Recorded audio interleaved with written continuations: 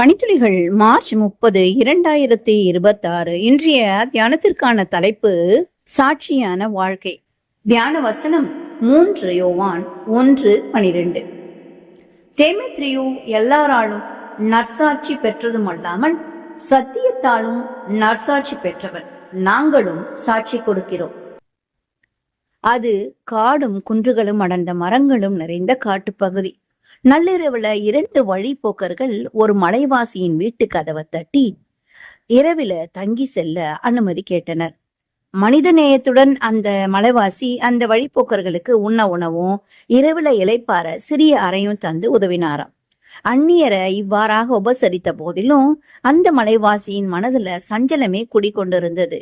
ஏன்னா அவன் தன் மனைவியை பார்த்து, இந்த வழிப்போக்கர் யாரோ நமக்கு தெரியாது, ஒருவேளை கொள்ளைக்காரராகவும் இருக்கலாம். ஆகவே நாம் தூங்காமல் சற்று முன்னெச்சரிக்கையுடன் இருப்பது நல்லது.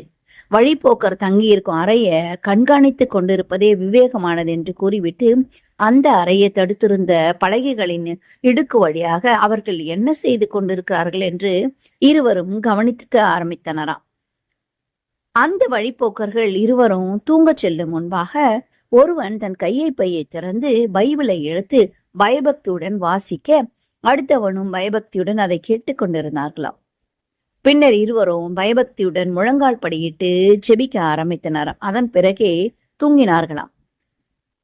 நீ கண்டவைகளையும் கேட்டவைகளையும் குறித்து சகல மனுஷருக்கு முன்பாக அவருக்கு நற்சாட்சியாயிருப்பாய் என்று அப்போஸ்தலர் 22:15 சொன்னது போல இவர்கள் நடந்து கொண்டார்களாம். இதை பார்த்த அந்த மலைவாசியின் மனம் சஞ்சலமும் தவிப்பும் பறந்து போய்விட்டதாம். மனதில நிம்மதி அடைந்தவர்களா இவர்கள் தங்களுக்கு தாங்களே பேசிக்கொண்டார்களாம். நாம் இனி இந்த வழிபோக்கர்களை கண்விழித்து கண்காணிக்க வேண்டியதில்லை. வேதம் வாசித்து ஜெபிப்பவர்கள் நமக்கு ஒரு தீங்கும் செய்ய மாட்டார்கள் என்றார்களாம். அவர்களை முழுமையாக நம்பலாம், நிம்மதியாக தூங்கலாம் என்று சொன்னார்களாம். நம்முடைய வீட்டிலும் சரி, நம்முடைய பணியிடத்திலும் சரி, இவர்கள் வேதம் வாசித்து ஜெபிக்கும் கிறிஸ்தவர்கள் யாருக்கும் எந்த தீங்கும் செய்ய மாட்டாங்கன்னு நம்மை பற்றி நம் அயலகத்தார் சாட்சி கொடுக்கிறார்களா? கிறிஸ்து கூறுகிறார், நீங்களே எனக்கு சாட்சிகள் என்று. எனவே நமது வார்த்தைகளை விட நமது வாழ்க்கையை மற்றவங்க கவனிக்கிறாங்க என்பதை கருத்துல கொண்டு சாட்சியாக வாழ வேண்டுமா? மத்தேயு 5:16 இயேசு சுவாமி கூறுகிறார், இவ்விதமாய் மனுஷர் உங்கள் நற்கிரியைகளை கண்டு பரலோகத்தில் இருக்கிற உங்கள் பிதாவை மகிமைப்படுத்தும்படி உங்கள் வெளிச்சம் அவர்கள் முன்பாக பிரகாசிக்க கடவது என்று. நாம் நம் வெளிச்சத்தை மற்றவர்களுக்கு முன்பாக பிரகாசிப்போம். தேவனுடைய நாமத்தை மகிமைப்படுத்துவோம். தேவன் நம்மை ஆசீர்வதிப்பார். இந்த நாள் உங்களுக்கு இனிய நாளாய் இருக்கட்டும்.